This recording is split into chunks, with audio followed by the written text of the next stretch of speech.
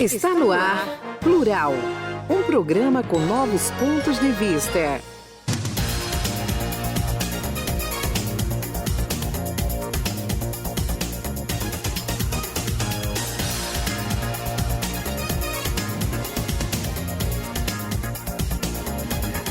E hoje é um sábado especial para você que nos acompanha neste 25 de dezembro. Feliz Natal e muito bom dia! Natal é paz, é harmonia. É um tempo que nos permite esquecer todos os problemas e reunir as pessoas que mais amamos em volta da mesa. Mas não se preocupe com a comida, pois mais que ter pratos saborosos, é você poder olhar para seus filhos, sua esposa, seu marido, seus irmãos e pais e dizer o quanto você os ama. Natal é tempo de reflexão, de renovação e de amor.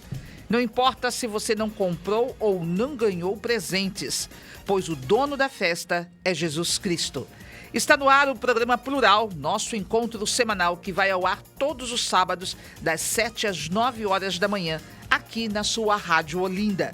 Você pode nos escutar pela frequência FM 105,3, pelo seu aplicativo de rádio preferido ou ainda nos assistir em nosso canal no YouTube.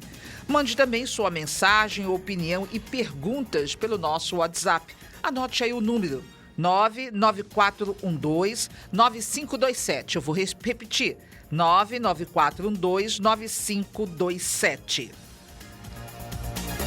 Programa Plural. E no Plural de hoje falaremos sobre o resgate do espírito natalino, a volta da fé. Recebemos hoje o curador da Catedral Metropolitana da Sé, em Olinda, e secretário-geral do 18º Congresso Eucarístico Nacional, o Monsenhor Albérico Bezerra. Bom dia, Monsenhor, e bem-vindo ao nosso programa.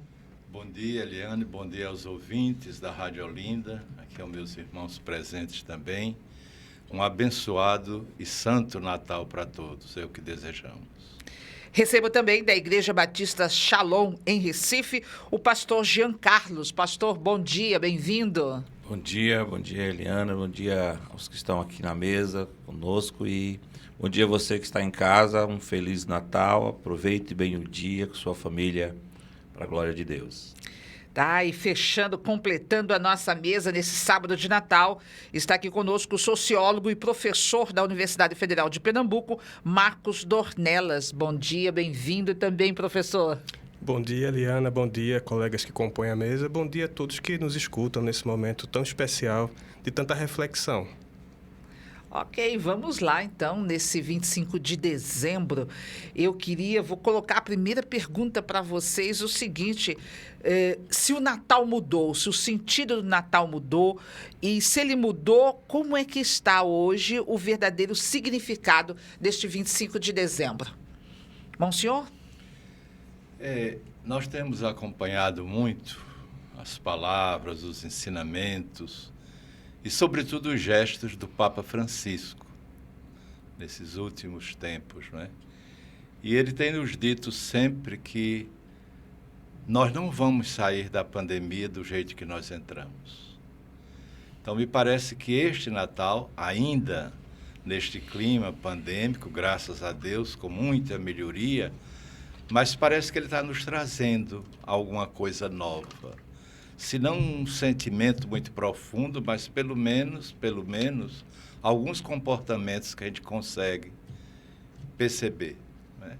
Dentre eles, parece que há uma preocupação maior com o interior do que com o exterior. Para a tristeza do comércio, é claro, que vende-se menos, não é? E a gente queria realmente que ninguém fosse prejudicado.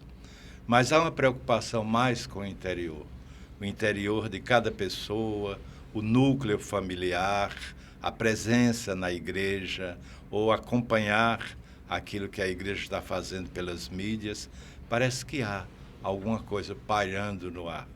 E pedimos a Deus que isso não seja só no dia de hoje, dia de Natal, no tempo de Natal, mas que seja uma lição que a gente aprendeu desse momento tão difícil que a gente viveu e muitos ainda estão vivendo. Pastor.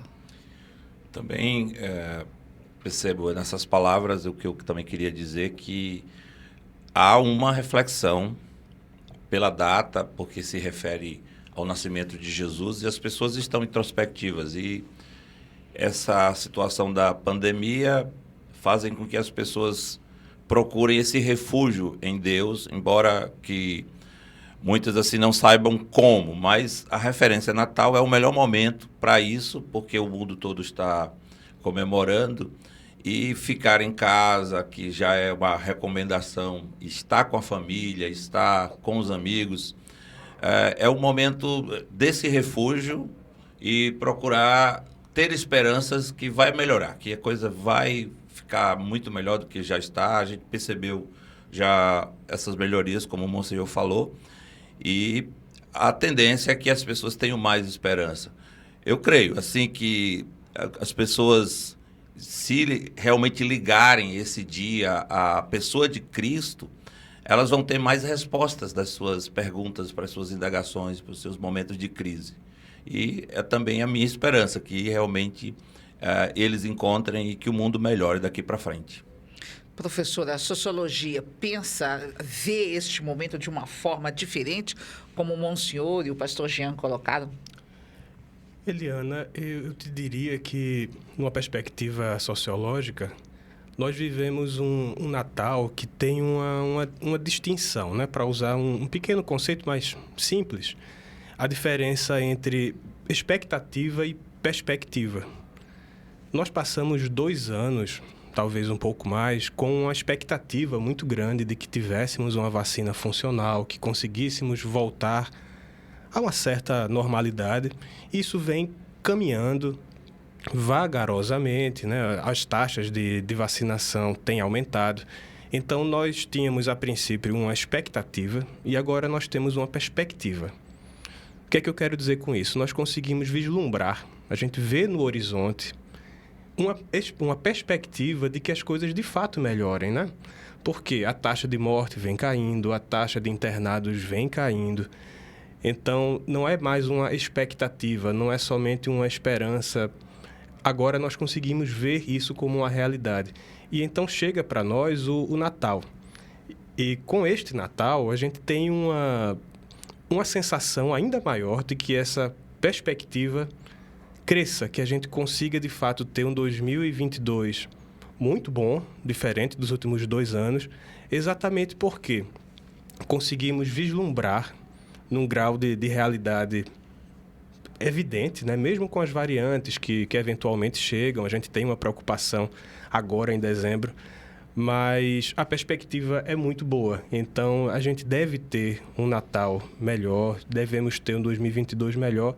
Essa era a nossa expectativa, mas agora já é uma perspectiva. Então, diante disso que o senhor coloca, a tese de que as pessoas só anteriormente, digamos assim, de 2019 para trás, só tinham essa certa comoção pelo clima do Natal, só seria normalmente na noite de 24 e ao longo do dia de hoje, do dia 25, e quando chegar amanhã, dia 26, pronto, voltamos à realidade, né? Não tem mais eu te amo minha esposa, meu pai, meu filho, não tem mais esse clima de amor, de fraternidade, e a gente volta àquela vida dura. Porque até, seguindo essa linha de raciocínio, né, que na realidade os 3 colocaram, até 2019 era assim. Chegou Natal, bom, pausa nos problemas, pausa nas dificuldades, vamos festejar, embora se tinha muito do consumismo, muito dos presentes e tudo mais, mas quando chegava no dia 26, pronto, a gente volta àquela velha rotina. Então, a gente pode imaginar ou deduzir que este ano vai ser diferente em função da experiência que o mundo viveu por conta da pandemia. É isso? A mim me parece muito que nós temos uma tendência, isso é muito humano, não é? Mas nós temos uma tendência de sempre querer voltar ao rotineiro. Sempre. Então, terminou noite de Natal, terminou o dia de Natal, então vamos voltar. A gente já comeu tudo que tinha que comer ontem, então hoje vamos recomeçar com o feijão com arroz, né? Com o normal. Porque não é isso também que está se falando tanto, a questão da pandemia, todo mundo querendo voltar ao normal. E os estudiosos sabem disso, aqui o sociólogo, também o pastor, E todos nós percebemos que nós chegamos a essa doença toda, essa pandemia, por conta da nossa anormalidade. Quer dizer, o mundo já estava doente. E o mundo hoje vive o reflexo de sua doença, em todos os níveis. Então, acho que melhor do que voltar ao normal, amanhã 26, a gente poderia voltar a um novo normal. Quer dizer, aprendendo do Natal, aprendendo da pandemia, aprendendo dos momentos difíceis, né? Tudo é muito desafiador. Ao mesmo tempo, tudo é educador. Então, a gente precisa aprender de tudo isso.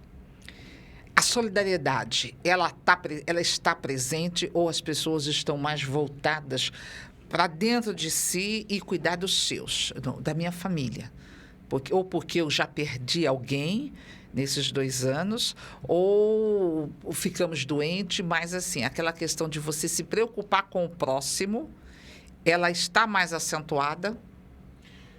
Eu vejo que sim. Pelas vezes que eu circulo nas ruas, eu estou vendo uma grande participação das sociedades, sejam cristãs, assim, ligadas a igrejas ou não, fazendo doações, indo até lugares onde pessoas carentes estão, nas ruas, e levando comida, água, até roupas, eu já percebi. Então, acho que essa solidariedade aguçou, ela acentuou com a pandemia. Mas como você estava colocando nas suas palavras a sua pergunta que o senhor estava respondendo, espero que não seja só momentâneo também a solidariedade. Que ela continue. O ser humano, eu acredito, ele quer ser uma pessoa altruísta, ele quer oferecer para o outro ajuda. Não é? Do modo geral, principalmente o brasileiro, eu até gosto de dizer essa frase, o brasileiro realmente é alguém assim fantástico, porque nós passamos aqui muitas dificuldades, mas mesmo assim abrimos o coração para ajudar. É um país que passa muitas dificuldades e o brasileiro sabe disso, com o salário que ganha e com a sua vida, mas tem um coração desejoso de ofertar, de abençoar, tem aquela generosidade espontânea, que por causa disso, por causa de ver, o sociólogo que está aqui pode descrever bem isso que o brasileiro tem, mas por causa disso eu vejo que não é só pandemia agora, vai continuar. Eu tenho esperança que vai continuar, que o mundo seja mais solidário daqui para frente. Pastor, tem uma coisa muito importante que é o seguinte, o sofrimento iguala as pessoas, não é? Então, quando nós temos um sofrimento coletivo muito grande, como é a pandemia, eu ia dizer como foi, mas infelizmente ainda estamos vivendo a pandemia. Mas ela iguala muito as pessoas, então o sentimento de empatia, ele aumentou. A gente percebe isso nos últimos 2 anos. Eu percebo isso nos estudantes que assistem às minhas aulas online, que a gente tinha um afeto muito maior quando era presencial. Mas o que eu sempre digo para eles e para todos com quem eu posso falar é que a gente não precisa ter um distanciamento social, somente um distanciamento físico. E qual é a diferença disso? Um distanciamento físico eu não posso tocar nas pessoas. Mas nós temos hoje, e a gente tem que usar isso para o bem, tanta tecnologia para aproximar as pessoas, não é? Então a gente pode fazer festas online, a gente pode fazer encontros online, a gente pode ligar para as pessoas, né? Uma tecnologia já um tanto ultrapassada, mas que fez muito sucesso, o telefone. Podemos e devemos fazer isso, não há por que nos distanciarmos. Tá? Então, se a gente consegue nos igualar no sofrimento, que consigamos daqui para frente também nos igualar nessa solidariedade, né? Que é de fato uma característica do brasileiro. De maneira geral, o povo brasileiro sorri, né? É aberto, é receptivo. E eu também percebo, identifico tanto no dia a dia quanto no trato, né? com as questões sociológicas mesmo, que algo mudou. E aí, repito, já no sentido de uma perspectiva de que de fato algo tenha mudado. Olha, eu conheço muita gente que fala assim, chegou na época do Natal, a época das confraternizações, e mesmo com essa experiência que vivemos da pandemia. Aquela questão de você, eita, deixa aqui te dar um abraço, ou lhe cumprimentar, né? Algumas pessoas se abraçam mesmo com a pandemia, mas outras só apenas se cumprimentam, quero desejar um Feliz Natal. E tem gente que coloca assim, é uma época de falsidade, porque você passa o ano inteiro, não mal fala com a pessoa, ou às vezes a humilha, a maltrata, de uma forma assim que não é legal. E aí quando chega nessa época, vem, comprei um presente para você, uma lembrança para você, quero desejar um Feliz Natal, um Ano Novo. Então tem muita gente, independente dessa fase da questão da pandemia, que considera essa época como sendo uma época de falsidade, porque todo mundo coloca um sorriso no rosto, todo mundo parece que está todo mundo amável, né? E, na realidade, tem muita gente que acaba sendo falsa. E aí? O que vocês têm a dizer sobre essa questão? Penso que parece meio loucura o que eu vou dizer, ou meio contraditório, mas é uma falsidade boa. Porque, veja, alguém que é capaz de fazer o bem é porque ela tem algo dentro de você, né? E nós, como criaturas humanas, criadas à imagem e semelhança de Deus, nós, intrinsecamente, todos e todas somos bons. Não existe ninguém ruim. Existe gente que faz ruindade, é diferente. Para nós que temos fé, né, pastor? Para nós que temos fé, nós somos imagem e semelhança de Deus. Agora, é uma pena que várias situações, circunstâncias, doenças, nos tiram disto que é natural a nós, que é a semelhança com Deus.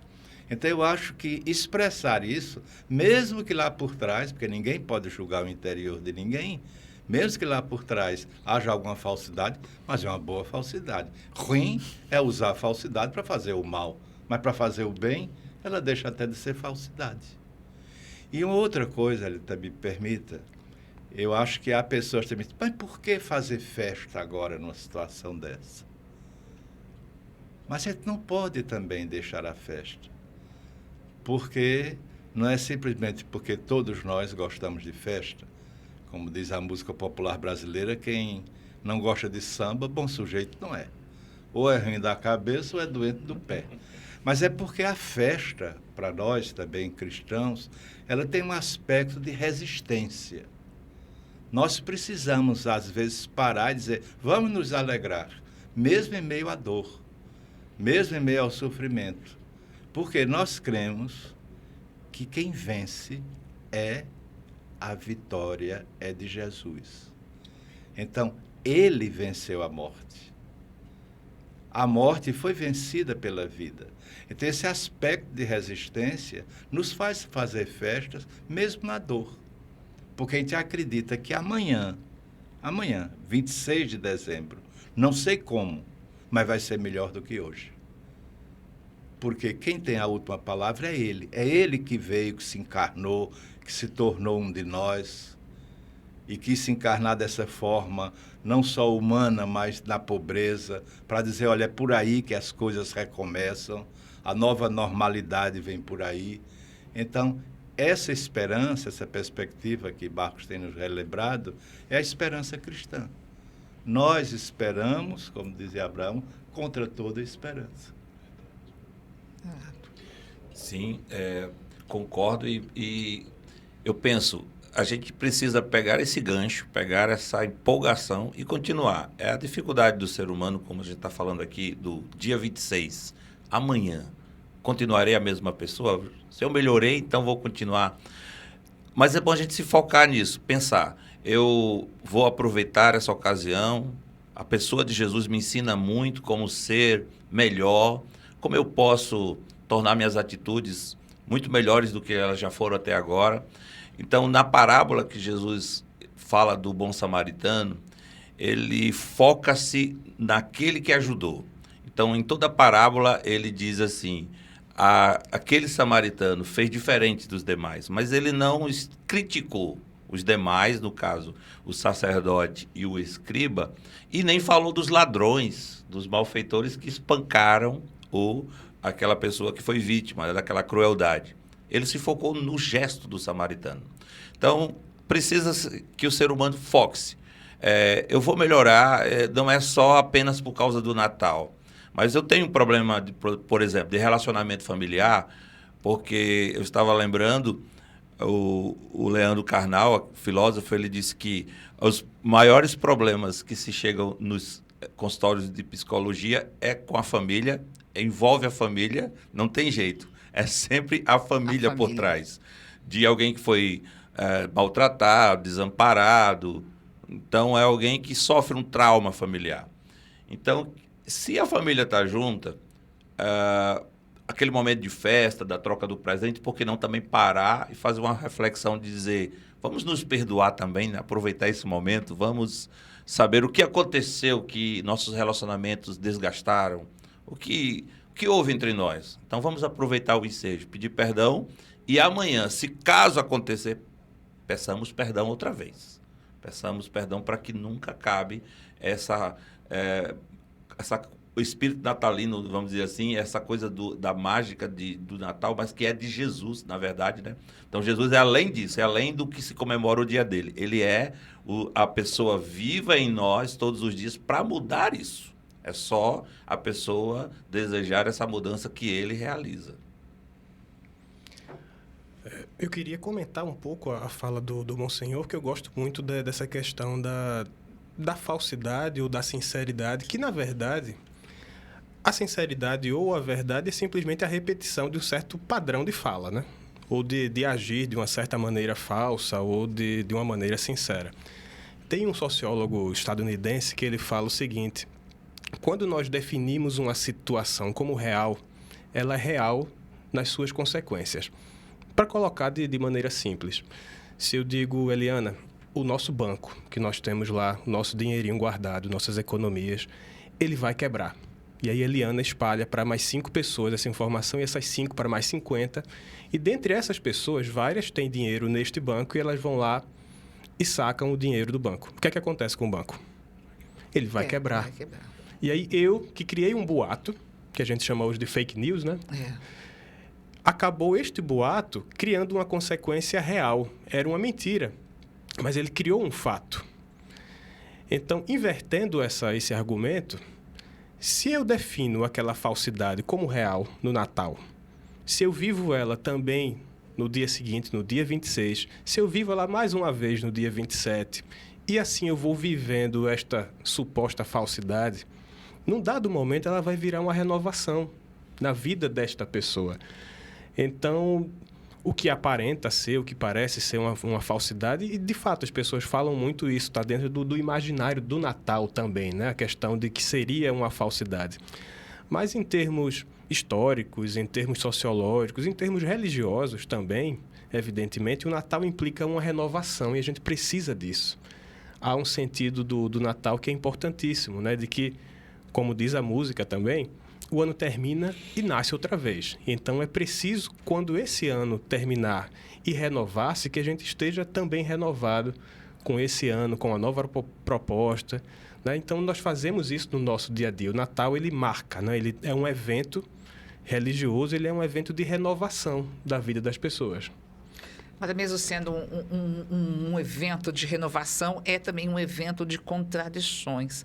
Porque Jesus, que se coloca assim, um menino que nasceu numa manjedoura, que se tornou um rei, que era um rei, nasceu como rei, mas nasceu num lugar pobre, né? Nasceu ali numa estrebaria, num estábulo, né? Num lugar humilde, onde muitos hoje moram e nas mesmas circunstâncias por conta da pobreza. E, por outro lado, aí as pessoas fazem no Natal uma grande festa para ter uma mesa farta, né? Para ter muita comida. Parece que você tem que comer o que você não comeu o ano todo, você tem que comer numa única noite, né? Num único dia. Se você passa o ano todo, de repente, comendo arroz com ovo, que é uma delícia, eu gosto muito, mas quando você chega no Natal, você tem que ter ali as melhores comidas, o peru, o peixe, sabe? Aquela carne que talvez você nunca tenha comido. Não, eu ouvi falar que é muito boa, vou comprar e vou pôr na mesa. E acaba sendo um Natal com contradições, porque Jesus nasceu num lugar humilde. E mesmo nascendo, já nascendo como um rei, né? E aí a gente se veste, gasta dinheiro com roupas novas, a gente pinta casas, a gente quer tudo do bom, do melhor, do luxo, do brilho. Mas o dono da festa nasceu numa estrebaria, mesmo sendo um rei. Então, é um Natal de contradições. Como que a gente pode explicar isso? Ou não tem explicação? A gente nunca explica realmente Deus, né? Deus é grande demais para a nossa cabeça, né? A gente consegue, né? Com a ajuda de Jesus, que se tornou um de nós, com o Evangelho, com as doutrinas, nós conseguimos, né? Vislumbrar alguma coisa. Mas eu queria primeiro chamar aqui a atenção. Nós estamos, aqui a Igreja Católica aqui, na Arquidiocese de Olinda e Recife, ela está se preparando para celebrar agora, no próximo ano, começa já daqui a uma semana, não é? Para celebrar o 18º Congresso Eucarístico Nacional. O que é isso? Nós estamos tendo a ousadia de convidar o Brasil católico inteiro para fazer de Recife um altar, onde a gente vai celebrar a Eucaristia, que para nós é o centro da vida cristã. E como todo congresso tem um tema, um assunto, que leva a gente a repensar, pensar a nossa vida, nos preparar também para essa celebração. E o tema que nós escolhemos tem muito a ver com o Natal. O tema é Pão em Todas as Mesas. Isso se liga diretamente ao Natal. Por quê? Primeiro, Jesus nasceu em Belém, né? O que significa Belém? Casa do Pão. A casa do pão. Jesus nascido é colocado numa manjedoura. O que é uma manjedoura? Um coxo, onde se encontra alimento. Quer dizer, ele é aquele que veio saciar a fome do mundo. E claro, não apenas a fome física, seria muito pouco reduzir a vinda de Jesus à fome física, mas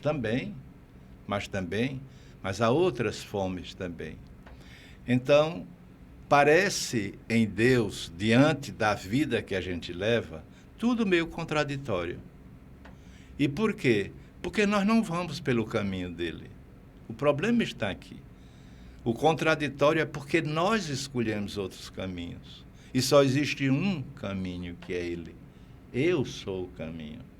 Os outros são atalhos que nós criamos, né? Através dos nossos desejos, né? Das nossas inquietações, vamos criando outros atalhos. Mas ele é o caminho. Então, as contradições existem porque nós nos desviamos do caminho. Se a gente realmente entendesse por que Jesus se encarnou, toma a nossa carne, porque ele quer ser um de nós. E por que ele escolhe nascer daquela forma? Ele podia ter nascido num dos palácios, mas ele não quis. Ele é Deus, ele pode tudo. Por que ele não quis? Porque ele quis começar por aí, para dizer, olha, é por aí que começa o que eu quero refazer aqui nesse mundo. Porque o que foi que Jesus veio fazer? É o que nós estamos celebrando no dia de hoje. Jesus veio trazer o céu para a terra. A gente ainda não entendeu isso, tão simples. A gente pensa no céu, quando pensa no céu, abre os braços lá para cima e estica os olhos também, para falar, não, agora é aqui. Ele acabou com as distâncias. Não há mais distâncias agora entre céu e terra. E ele quis que esse elo dessas distâncias fossem se acabando, começasse pelos pobres. Então ele se faz pobre. Ele se faz pobre. E se faz pobre não para que a pobreza continue e a miséria tome conta desse mundo, mas justamente para modificar, porque o que ele veio fazer foi restaurar este mundo, porque se perdeu, saiu do trilho, saiu do caminho. Eu acho que é por aí que a gente vai. Eu vejo esse contraditório de uma forma cultural, porque no Oriente,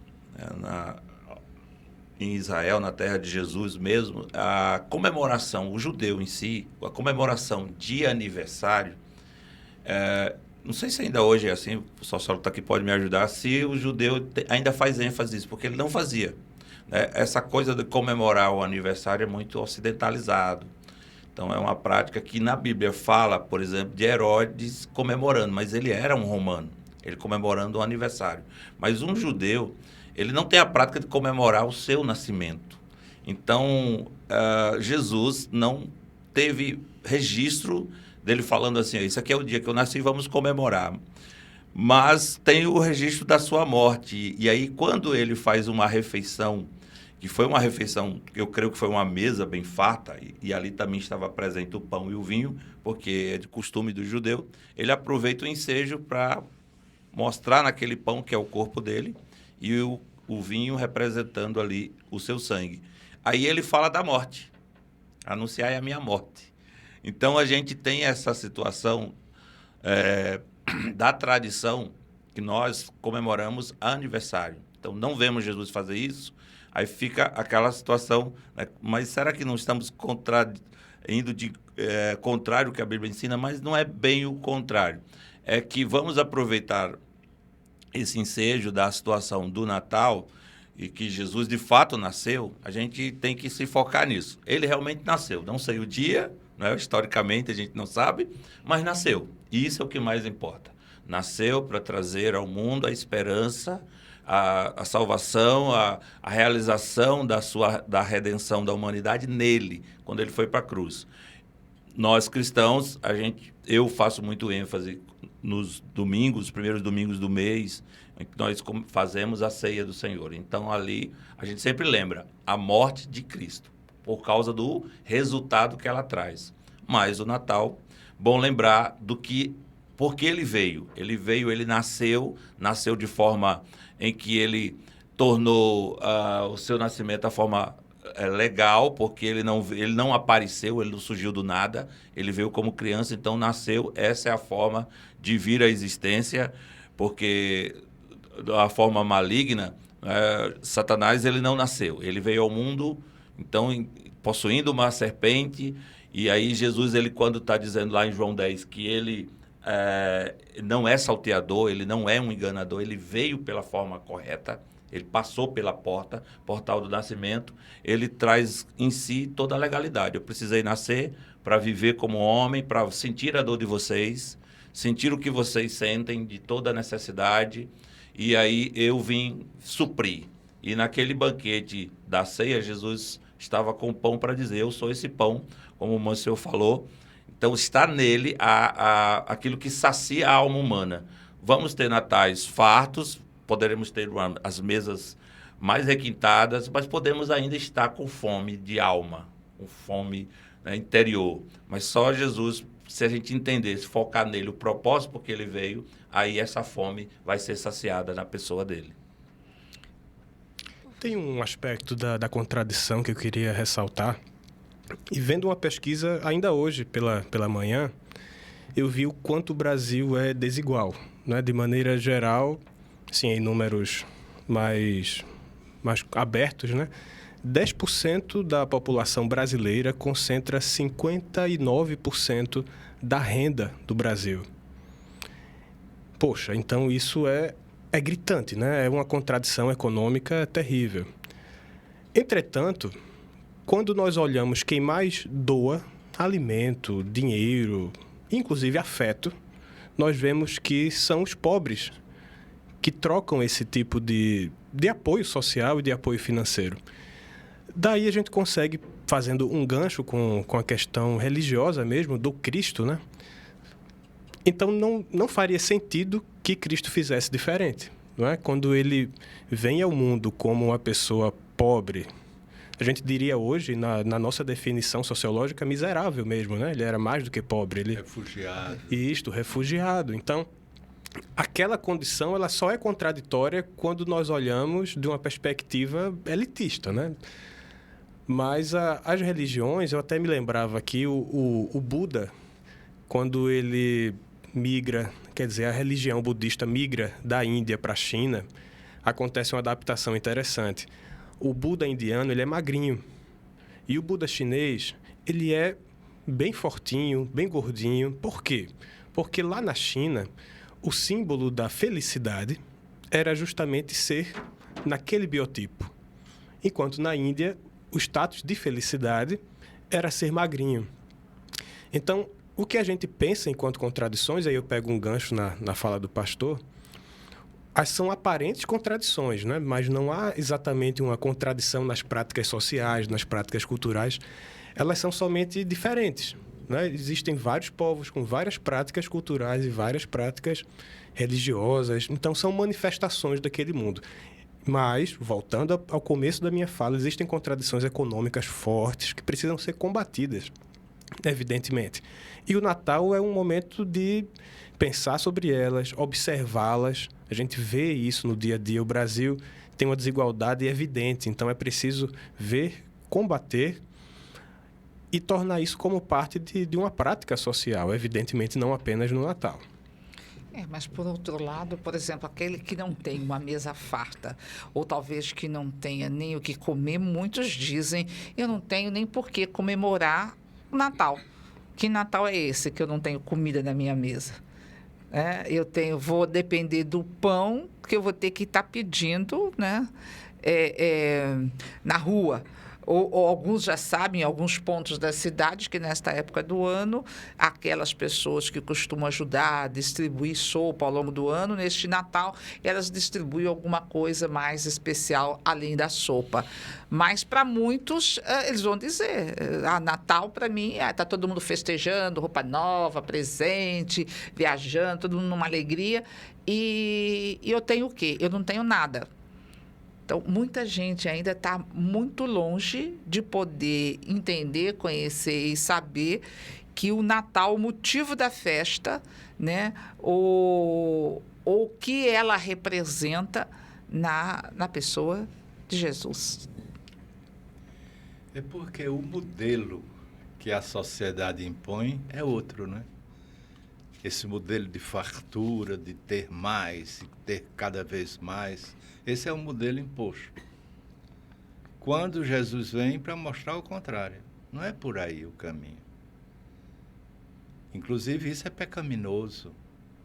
Quer dizer, diante de uma sociedade onde a grande maioria passa fome e eu estar me banqueteando, isso é pecado. Pecado social e pecado pessoal também, porque eu aceito participar disso. E essas pessoas não me entenderam ainda. Quer dizer, devia ser a grande festa muito mais para eles do que para quem tem. Dizer, olha, ele é companheiro nosso. Esta pessoa que nós estamos celebrando hoje, o nascimento dela, mesmo sem saber o dia, é claro, né? Nós é que criamos esse calendário. 25 né? de dezembro. Mesmo sem saber o dia, mas nós estamos festejando o nascimento dela. Ela veio para ficar com a gente. Nós temos na Igreja Católica, né, sobretudo durante a Eucaristia, várias vezes aquele que preside a Eucaristia, ele diz, o Senhor esteja convosco. E toda a Assembleia responde, Ele está no meio de nós. Isso é uma profissão de fé. Quer dizer, eu ter certeza que Jesus está com a gente. Então, os pobres, os que mais sofrem, os abandonados, os refugiados, os tristes, os doentes, esses é que precisam realmente sentir esse Natal. Ele está com a gente. Independente se tem ou não como celebrar segundo os modelos sociais ou as imposições dos modelos sociais. E, por outro lado, aqueles que têm, estão esbanjando por aí, pensar que é sempre à custa dos mais pobres. Essa é a grande tristeza para nós cristãos e cristãs. Sobretudo num país que se diz cristão, não é? Quase mais de 2000 anos de história, nós ainda temos tanta história triste para contar. Né? Nosso saudoso Dom Helder Câmara, né? Que estamos com o processo aberto de beatificação, que viveu aqui entre nós, eu tive a graça de ser ordenado presbítero por ele. Ele sempre nos relembrava isso. É triste Quer dizer, um país que se diz cristão ter tanta desigualdade. Como é que pode? Se Jesus veio nos dizer, veio nos ensinar que o Pai do céu é um só. Ele é nosso Pai. E se é nosso, qual é a grande consequência? Nós somos irmãos e irmãs. Então, como é que pode haver tanta diferença entre irmãos e irmãs? Então, o Natal deve ser também para nós questionador. Para quem não tem, dizer, por que eu estou querendo ter, se eu tenho ele? Para os que têm demais, de onde veio isso? Por que eu tenho demais? Será que não há aqui exploração? Será que não há uso indevido até do dinheiro, né? Porque a medida do ter nunca enche. Então é sempre querendo mais, e às vezes nem lembra de pagar o salário justo. Infelizmente, toda riqueza ela tem sempre uma dívida social muito grande, uma hipoteca social muito grande. A igreja nos ensina assim. É difícil esse caminho, vamos dizer assim, pensar em diminuir essa distância social, essa disparidade que possa acontecer, mesmo seja paulatinamente, por conta só apenas do momento dessa reflexão do Natal. Teria que ir muito mais além do homem pensar em sociedade, como conviver e pensar em justiça social, né, de uma forma em que ele visse essa desigualdade como algo que me separa, como distancia mesmo. Então, porque se eu estou dentro do meu conforto, estou junto com aquelas pessoas que eu gosto e todos nós ali estamos bem vestidos, sei lá, compartilhando aquela mesa. Então, eu acho que, digamos, fica na mente da pessoa que está ali comemorando que eu não estou tão distante, eu tenho ali algo em comum com aquelas pessoas. Então, a gente tem aquela visão micro de ver o ambiente em si e achar que nós não estamos fazendo nada demais, porque estamos todos comungando ali daquela mesa. Afinal de contas, nós até nos esforçamos, trouxemos os pratos, né? Você trouxe isso, trouxe aquilo, juntamos tudo. Então, a gente parece ser um ambiente social, assim, justo, né, por aquelas pessoas, mas quem não está naquela mesa é onde a gente deveria se preocupar, né? Quem não está ali. O melhor Natal que eu passei faz muito tempo foi justamente num vilarejo. Eu sou do Rio Grande do Norte, eu sou potiguar, e lá, próximo à cidade onde eu nasci, tinha um vilarejo, então nós resolvemos passar o Natal ali para ajudar aquelas pessoas do vilarejo. Foi o melhor Natal que eu passei, de estar com eles. A gente distribuiu a comida, fizemos refeições juntos e celebramos. E pude conversar com eles, sentir a necessidade deles. E realmente foi um Natal bem diferente, porque me aproximou de quem eu nunca tinha costume de estar. Mas, ao mesmo tempo, eu percebo, isso eu estou falando assim como ser humano, que se a gente começa a ficar dentro do nosso refúgio, a gente vai esquecendo, a gente vai se sentindo como se fosse protegido e vai esquecendo de olhar para essas pessoas. Aí, fazer natais solidários é um grande desafio.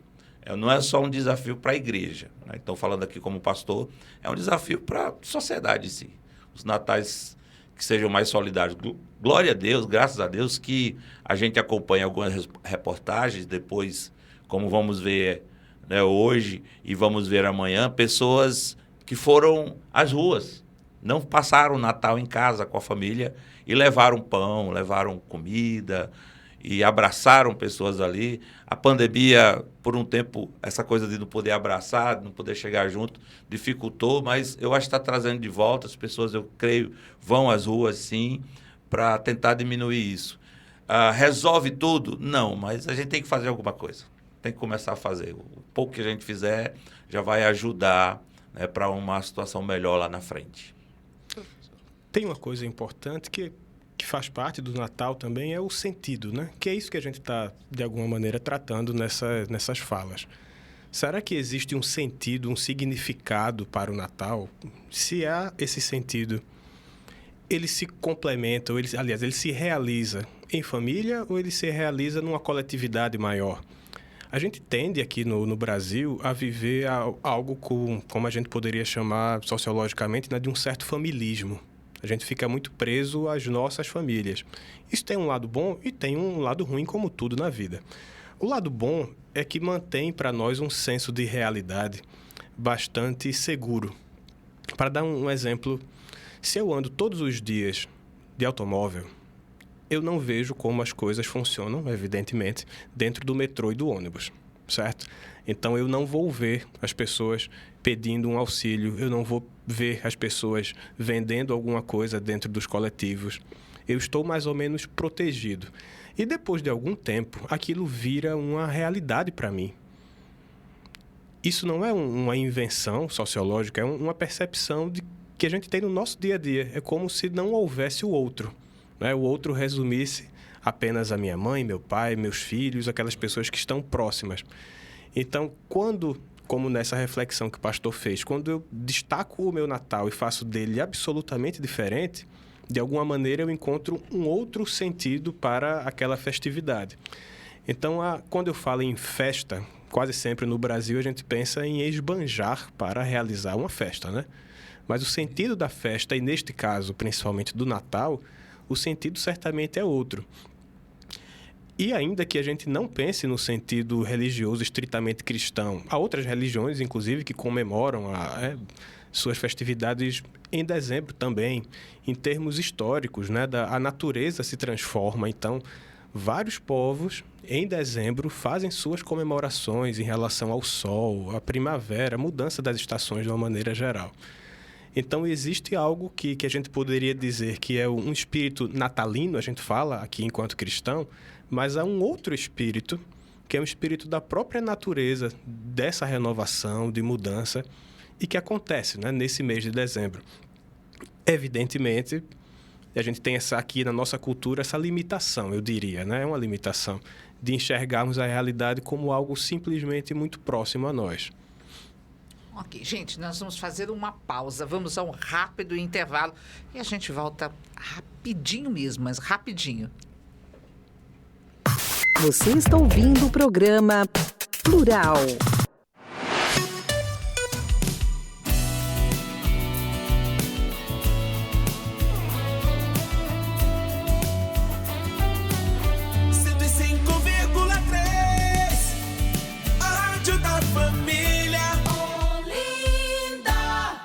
Vem curtir o feriado no Shopping Boa Vista. Abriremos das 11 às 19 horas para você aproveitar suas compras e diversão.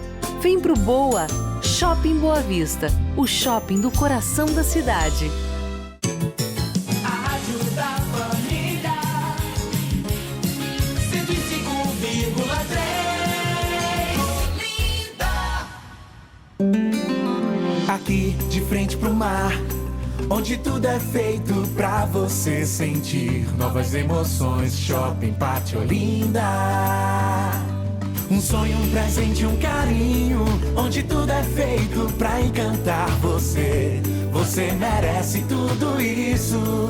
Shopping Pátio Olinda. Shopping Pátio Olinda. Você merece tudo isso.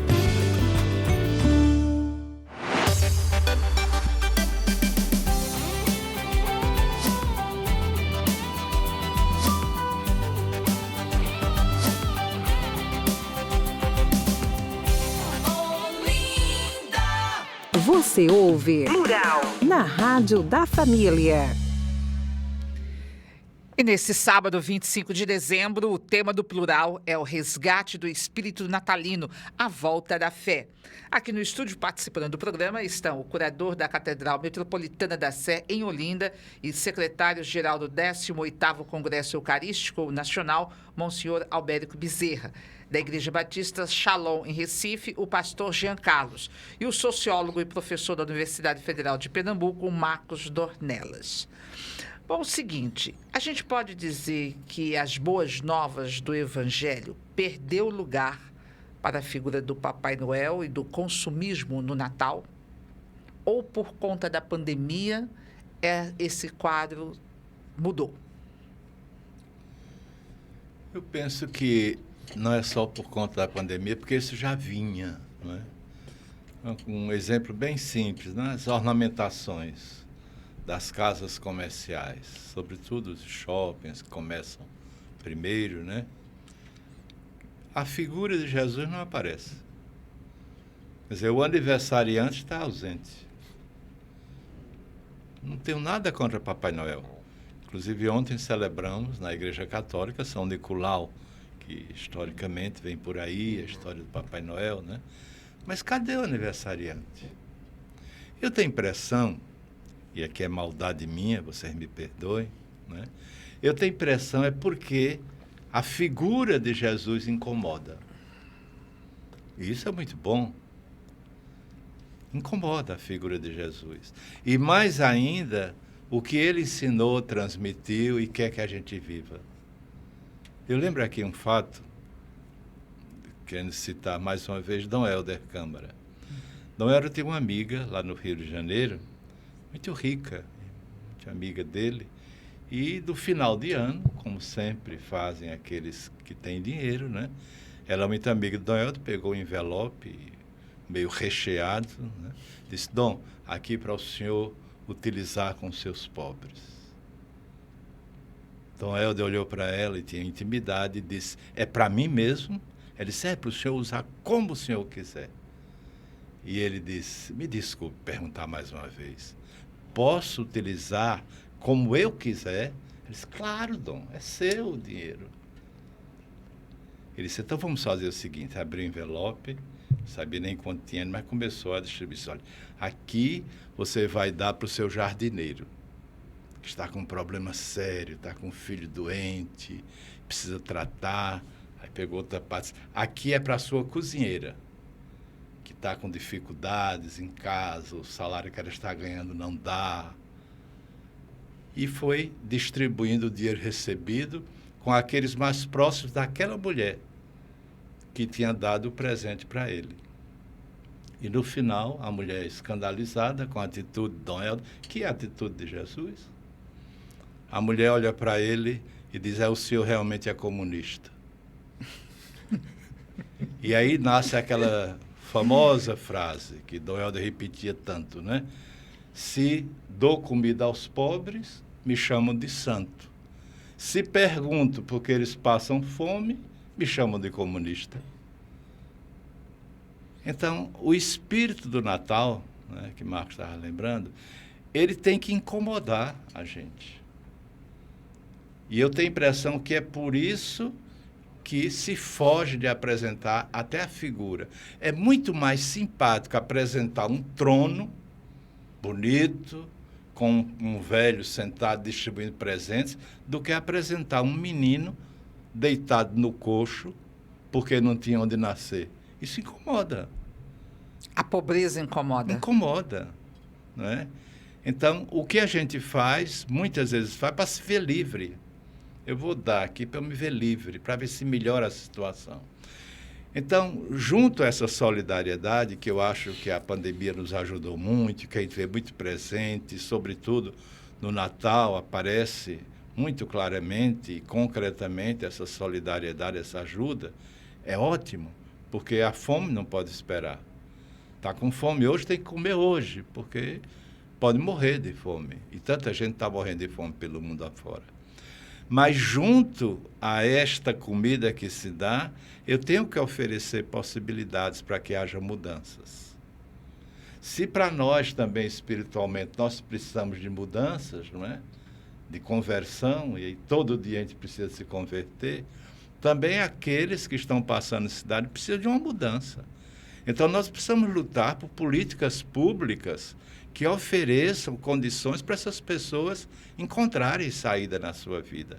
Agora, enquanto não encontra, eu preciso dar comida, porque ela está precisando.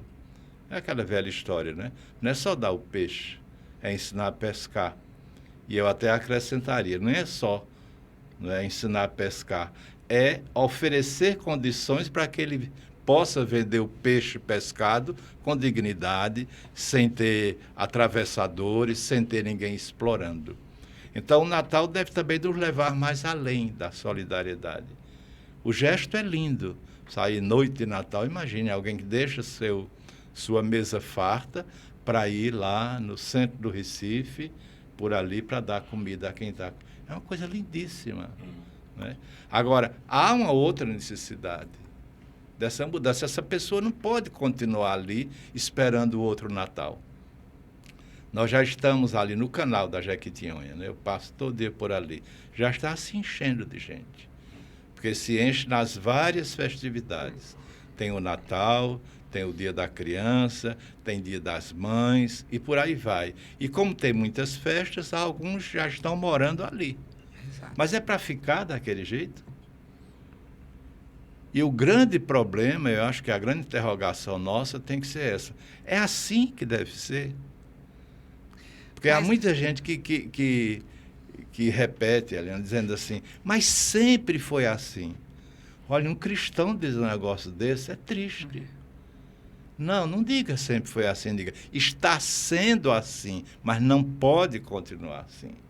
Agora, essa é a grande Monsenhor, diferença do lhe cristão. interrompendo, é uma questão muito séria, porque se a gente fala desse espírito de solidariedade, né, de amor, e amor não só entre os seus, mas entre e o restante da sociedade, eu não posso permitir, não posso admitir, e também é a responsabilidade de cada um, aquelas pessoas que estão vivendo à beira do canal, que estão dormindo debaixo das marquises pela cidade, porque nós temos o costume, isso é o poder público. Isso não é a responsabilidade somente do poder público. Eu acredito assim que engana-se quem acha que vai assim, abrir a porta, a janela do carro, toma R$1, R$2, uma moedinha, ou então somente o prato de comida. Como o senhor coloca o seguinte, nós precisamos tirar aquela pessoa, porque aquela pessoa que está ali, alguns até se acostumam, não. Quando chegar determinadas épocas do ano, de festividades, eu vou comer a canjica, a pamonha, meu filho vai ganhar um brinquedo, minha esposa ou minha mãe vão ganhar uma roupinha nova. No Natal eu vou comer o panetone, né? E uma fatia de peru. Mas o resto do ano, e mesmo nessas épocas, as pessoas têm que ter dignidade. Não basta somente a gente dizer, é horrível eu abrir a janela do meu apartamento e estou vendo a minha calçada do meu prédio, ou passar pelo caminho entre a minha casa e o meu trabalho e eu ver um monte de gente dormindo na calçada. Né? É uma cena triste. Mas eu também tenho que ajudar a mudar. Eu também tenho que ajudar a tirar as pessoas dali e que elas tenham dignidade. Né? Não basta somente... Então, por isso que a gente coloca assim, o espírito do Natal, essa questão da solidariedade, do amor ao próximo, ele parece que tem dia para começar e dia para terminar. Passou disso, a vida continua, tem que trabalhar. É responsabilidade do poder público retirar essas pessoas, né? Daí, da casa, põe em qualquer lugar, mas tem que tirar aí da rua. Na nossa realidade é assim que a coisa funciona. Vamos limpar, né? E limpar significa tirar os pobres. Porque se fosse acabar com a pobreza, bendita limpeza. Mas tirar os pobres. Me permita só um exemplo. Dia 14 agora de novembro, nós celebramos ali, Rua do Imperador, com 1º de março, o relançamento do Congresso Eucarístico. Esse congresso era para ter acontecido em 2020. Por conta da pandemia, foi transferido para o próximo ano. E fizemos um relançamento. E fizemos questão de celebrar ali, porque a Rua do Imperador, para os que conhecem o centro do Recife, é uma coisa de cortar coração. Sabe? Então, nós quisemos fazer ali, porque o tema do congresso é pão em todas as mesas. E também porque naquela esquina, ali, 1º de março, com Rua do Imperador, para os que são da minha idade, lembram onde era Ramiro Costa. Para os que são da idade de vocês, lembram onde era Nagem. Então, aquele prédio é nosso, da igreja. Então, nós vamos transformar aquele grande prédio, que pega aquelas 3 ruas, né, na Casa do Pão, que vai ser uma casa de acolhida. Agora, não é para resolver também, porque acho que os gestos de solidariedade pessoais, o que as instituições fazem, o que as igrejas fazem, deve ser sinais. Como foram os milagres de Jesus? É tão simpático quando São João não usa a palavra milagre. Porque a palavra milagre parece uma coisa muito mágica. Jesus não era mágico, não é? Mas Jesus sinalizava. Por isso São João chama de sinal, né? Este foi o primeiro sinal, mas é o sinal. Então, tudo isso nosso deve ser um sinal daquilo que deve acontecer diariamente. Então, claro que a gente não pode jogar a culpa em outra pessoa, poder público. Agora, há determinadas ações que não são pessoais ou de uma família. São nossas através de quem nós elegemos. É do poder público também ter políticas públicas para poder acabar ou melhorar tudo isso. E só para terminar. Então, nesse dia 14 de novembro, na Igreja Católica há 5 anos, nós celebramos o Dia do Pobre, instituído pelo Papa Francisco. E como começar a celebração?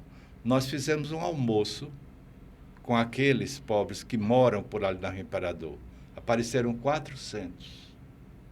Naquela rua, entre o Palácio da Justiça e o Convento de Santo Antônio. Fizemos um almoço ali, com os pobres e com os bispos, alguns presbíteros, para mostrar que a gente deseja a fraternidade. Mesmo que a gente não viva ainda, mas a gente deseja isso, né? E a gente fez questão de não simplesmente levar uma quentinha. Porque tem gente levando, claro, é melhor do que nada. Sim.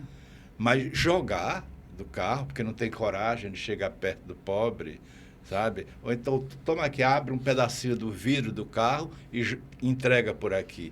Nós temos questão de que fossem mesas enfeitadas, com símbolos natalinos, sentados à mesa, para dizer, olha, mais do que a comida, nós queremos que vocês tenham dignidade. Ninguém come de qualquer jeito. Não é? Ninguém se veste de qualquer jeito, ninguém mora de qualquer jeito. Então, é isso que a gente deseja também. E o Natal tem que nos ajudar a isso. Se não nos ajudar, não é Natal de Jesus. É mais uma festa que a gente celebra, mais um acontecimento social. Agora, é preciso ter uma grande campanha nesse sentido, porque senão a figura do Papai Noel, do bom velhinho, com o seu saco de presentes, né? E os presentes mais caros, vai continuar tendo a força que tem, vai continuar massacrando o verdadeiro sentido do Natal. E por que ele existe, por que a gente comemora. Né? E cada vez mais esse Dia do Pobre nunca vai deixar de existir. Né? No lugar de ser um dia só, vai continuar sendo os 365 dias do ano e ele se sentindo cada vez mais excluído. Porque se Jesus veio para todos, né? Mas o Papai Noel, que eu vejo, seja nos veículos de comunicação, seja nas grandes festas, seja estampado nas vitrines, né? Com muito luxo, muito brilho, tudo muito bonito, aquele ali, muitos vão dizer, não veio para mim. Não é por aí? Olha, eu tenho, Eliana, um filho de 4 anos. Você pode imaginar como ele é capturado por esse espírito natalino ligado ao Papai Noel, né? Então, a mídia, a gente sabe, sociologicamente, que ela ataca muito mais forte as crianças. Sim. As crianças estão muito mais abertas a isso. Então, o meu filho, ele não consegue ainda escrever, mas ele fez uma cartinha para Papai Noel, desenhando, né? Então, ele coloca lá e diz... Papai, fale com o Papai Noel, porque eu quero isto. Ele me dá um elenco de várias coisas. E, evidentemente, né, eu procuro deslocar, né, essa questão mercadológica, essa questão do presente, mas é muito forte. É muito forte e, como eu disse, ataca principalmente as crianças. Porque existe uma abstração das coisas, né? Como falava o Monsenhor, na história que ele contou sobre o Dom Helder, o pobre ali, ele aparece de maneira abstrata, né? Então, quando o Dom Helder confronta fraternalmente, né? mas ele confronta aquela perspectiva e diz, não, olha, você precisa ajudar aqueles que estão no seu entorno social, a gente diria, né, em termos de sociologia, e não pensar no pobre como uma categoria abstrata, eu vou fazer uma doação. Se você doa R$1 milhão, aquilo tem um impacto que você não consegue ver. Mas com R$1.000, de repente, você gera um impacto positivo ao seu redor muito grande. Né? Então, essa abstração das coisas é muito perigosa. Quando eu abstraio o pobre, eu abstraio também a questão do Estado. Quando, Eliana, você falou do Estado, eu fiquei pensando aqui, e afinal de contas, o que é o Estado? O Estado, ele é uma entidade separada de nós, realmente? Em que medida nós também não somos o Estado, e não só por meio da contribuição dos impostos? Existe uma tradição histórica no Brasil que diz respeito à maneira como esse país foi construído, é de que existe o indivíduo e existe o Estado. O Estado sempre tira muito de nós, então eu posso e devo até também, sempre que possível, tirar do Estado. Entretanto, há uma história de um historiador francês que ele, visitando os Estados Unidos, ele conta que viu uma população retirar uma árvore que estava travando o caminho de uma vila. E lendo isso, né, uma história do Tocqueville, eu fico pensando, será que no Brasil isso aconteceria? Será que no Brasil a gente não ligaria para a Defesa Civil e a Defesa Civil passaria uma semana e a rua ficaria uma semana travada? Mas aí esta população que o Tocqueville assiste realizando essa atividade, eles vão lá, dentro do que eles têm de tecnologia na época, né? A gente está falando aí de talvez 1700, 1800, e eles vão serrando aquela grande árvore, vão empurrando, vão tirando do caminho, e aquilo destrava a passagem para a cidade. Ou seja, eles agiram enquanto coletividade e eles foram, naquele momento, o Estado. Tá? Então, talvez o que nós temos aqui no Brasil, da maneira como o Brasil foi construído enquanto sociedade, são várias abstrações, e uma delas diz respeito a essa, né? De que é o Estado que deve cuidar da pobreza. Deve cuidar, e, aliás, até a forma como eu coloco, deve cuidar da pobreza e não dos pobres. Não é? Até isso em si já encerra uma certa abstração. Mas, na verdade, isso está muito próximo de nós, né? Nós conhecemos, né? Como a questão da pandemia, né? Eu trago de volta essa questão. Todo mundo sabe, conhece alguém que sofreu com isso. E todo mundo sabe, conhece alguém que sofre com a questão da pobreza. Então, e aí eu amarro com a questão de meu filho. Sempre que eu conto a ele o porquê ele não deve receber todos aqueles presentes, não é porque papai não pode comprar, ou porque Papai Noel não é legal, ou nem porque ele não foi um bom menino, que também tem isso, né? A figura do tal Papai Noel, ela elege, supostamente, os meninos obedientes. Eu digo, poxa, então se eu coloco isso, eu estou ensinando para o meu filho, aliás, para a coletividade inteira, que tem muita gente que não é bom menino. Será que é isso que a gente está querendo realmente passar para os nossos filhos? E não pode ser dessa forma, né? Mas é uma desconstrução justamente porque existem essas várias abstrações, né? É preciso convidar, de fato, o principal, se não o aniversariante, né? Como já foi colocado aqui, não é essa questão do nascimento, de fato, né? Os judeus não estavam preocupados com essa questão da data do nascimento, mas é daquela celebração. O que é que se celebra ali? Quem é o centro daquele debate? Né? Isso é importante que a gente traga, ainda que exista uma contradição muito forte, muito forte. O mercado, e essa é uma abstração também, mas o mercado ele é muito forte e a gente precisa contrabalancear isso com valores. Não é? Eliana, eu percebo assim que houve tentativas de esse Papai Noel, essa figura, ela se aproximar também dos pobres, porque a gente vê muito em shoppings, eles estão ali naqueles lugares muito bem enfeitados e famílias com mais poder aquisitivo levam seus filhos para tirar foto com eles e tudo mais. Mas há uma tentativa também de aproximar essa figura, como a gente vê em reportagens, ele no meio de uma comunidade levando os presentes Algumas vezes chega de helicóptero, fica até meio contraditório, porque tem que vir o acesso pelo helicóptero. Mas ele, de qualquer forma... É bonito, É bonito, ver aquelas crianças felizes. Acaba sendo um espetáculo, Isso, acaba sendo um espetáculo mesmo. Mas fez um papel ali interessante, aproximou a figura desse homem chamado Bom Velhinho para aquela criança que era pobre, que não pode ir ao shopping, sentar no colo dele. Então ele veio ali, levou presente.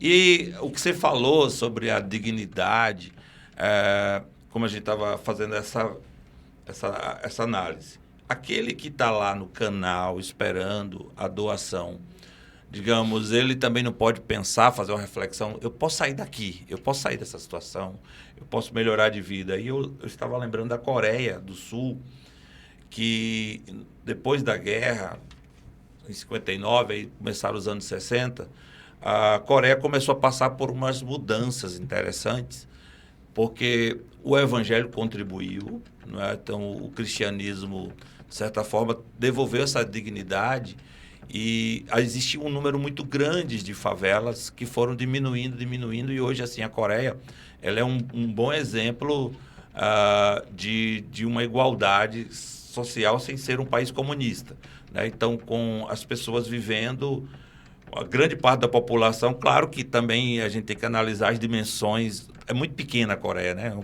Um país muito pequeno. O Brasil é uma dimensão continental, então para acabar com a pobreza no Brasil envolve muita coisa. Mas para a Coreia, pela forma, por ser menor e porque cresceu muito o número de cristãos lá, eles começaram a ter essa dignidade devolvida.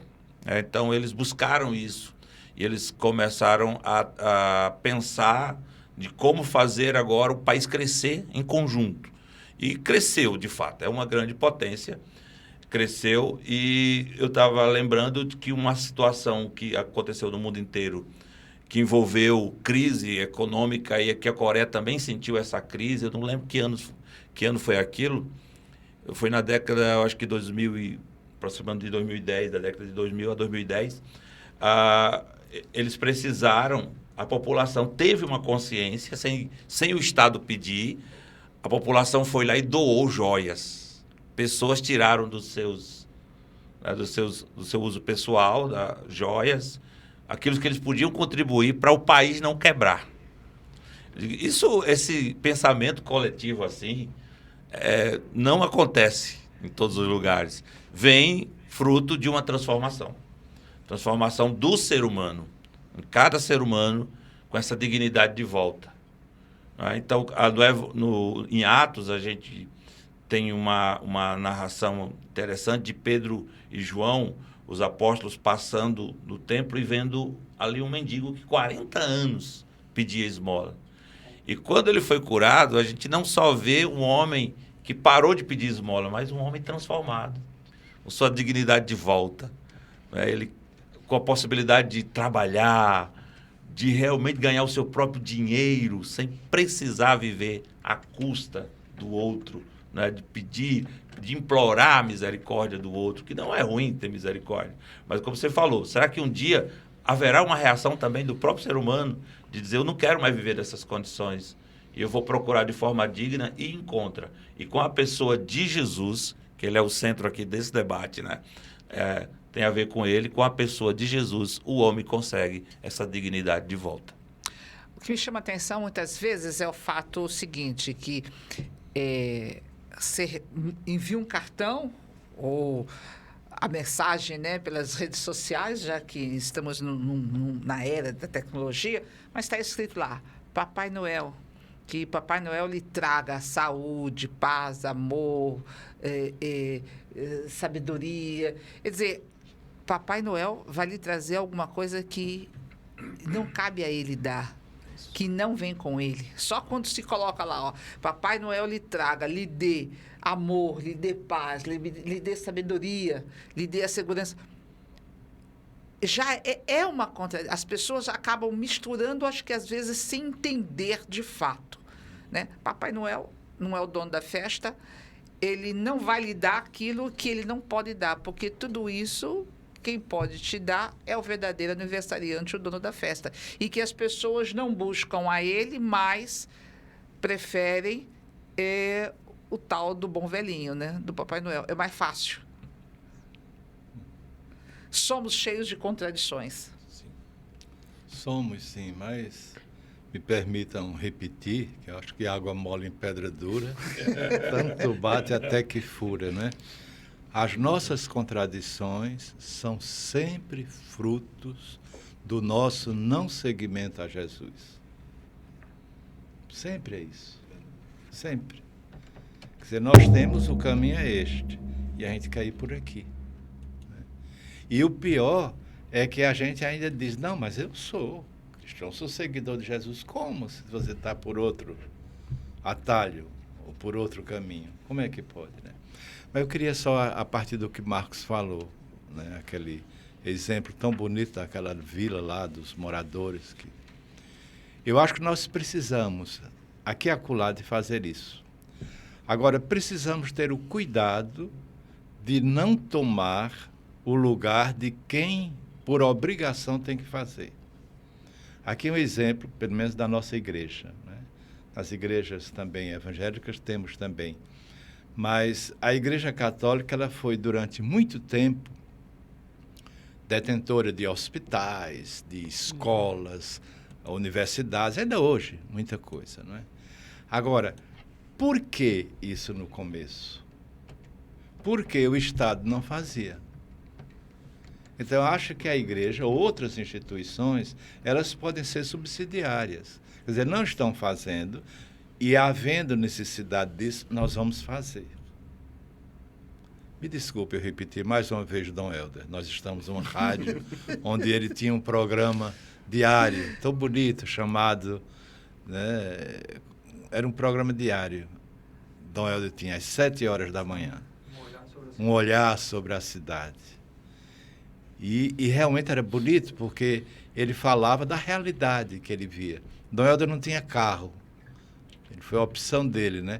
E ele dizia, não, eu gosto de andar de táxi, porque eu sei mais da vida do povo. Né? Ou de ônibus, ou a pé, por exemplo, morava ali nos Manguinhos, nas Fronteiras, ia a pé, para almoçar na casa do estudante e tal. E ele conhecia a realidade, né? Então, Dom Helder, ele nos levou sempre a pensar assim. Olha, precisamos ter cuidado, a igreja ela é subsidiária. Então, se o Estado começa a fazer, a igreja saia deste campo. A primeira coisa que Dom Helder fez aqui em Recife, ou uma das primeiras, que escandalizou muita gente, foi fechar um colégio da Arquidiocese. Grande colégio, lá da Boa Vista, chamado Colégio Arquidiocesano. Ele começou a perceber que a grande maioria dos alunos eram ricos, classe média e rica. Ele disse, não, esse colégio foi fundado, meu antecessor, né, há muitos anos atrás, ele pensou esse colégio para os pobres, porque os pobres não tinham acesso à escola. Agora, graças a Deus, em condições que precisam cada vez mais melhorar, mas as escolas públicas estão aí. Por que a igreja ter colégio? Eu não sei se os colégios católicos estão me ouvindo agora, né? Deve estar escandalizado. Mas foi eu não, viu? Foi Dom Helder que fez. Quer dizer, os próprios fundadores de congregações nunca pensaram isso. Imagine, Dom Bosco. Dom Bosco pensou no centro como o salesiano. Dom Bosco pensou em pequenos grupos, grupos ou escolas para os pobres, não para os ricos. Os ricos podem ter, não estou contra não. Eu fui professor do Colégio Santa Maria, do Nóbrega, no meu tempo que eu sabia alguma coisa, né? Eu ensinava. Não estou dizendo que... Mas a gente tem que repensar tudo isso, sabe? Sobretudo como igreja. Não somos melhores do que ninguém. Ninguém é melhor do que ninguém. Agora, o exemplo se espera da igreja. O exemplo de vida cristã se espera das igrejas. Então, isso a gente tem que fazer também. Então, problema de hospital, por exemplo. Por que a igreja ainda tem, ou as igrejas hospitais? O SUS está aí. E de tal forma que os próprios hospitais de igreja não são mais da igreja, quando muito prédio. Exato. É o SUS que organiza. E graças a Deus, nós agradecemos a Deus, o SUS como existe no Brasil. Claro, precisando melhorar cada vez mais. Então, a gente precisa entender também isso. As instituições, e em especial as igrejas, elas são subsidiárias. Não faz, vamos fazer, porque a população está precisando, porque a pessoa está precisando. Vamos fazer, mas querendo que quem de direito faça. Porque não é nossa missão como igreja fazer essas coisas. Não é que a gente separe o corpo da alma. Né? Mas é a missão, né? A missão, a função, o É objetivo. a definição mais simples de morte. O que é a morte? Pergunta a uma pessoa simples. É quando o corpo se separa da alma. Pronto. Nós não podemos separar corpo de alma. Dom Helder nos dizia muito, né? Não sou pastor de almas. Eu sou pastor de gente. Não vamos separar as coisas, né? Então, é por aí que o espírito natalino tem que nos ajudar a repensar tudo isso. A repensar para que a gente, amanhã e depois de amanhã, 26, 27, a gente possa viver diferente. Olha, nós vamos a um rápido intervalo e nós voltamos daqui a pouquinho. Desculpe, é coisa de padre. Fala. Você está ouvindo o programa Plural. 105,3, a rádio da família. Olinda. Shopping ETC, tudo o que você precisa bem pertinho de você. Americanas, Ortobon, Lotérica, Boticário, Caixa e muito mais. Shopping ETC, aberto também aos domingos. Lojas, serviços, praça de alimentação e cinema. A rádio da família, 105,3, Olinda. Vem curtir o feriado no Shopping Boa Vista. Abriremos das 11 às 19 horas para você aproveitar suas compras e diversão. Vem pro Boa, Shopping Boa Vista, o shopping do coração da cidade.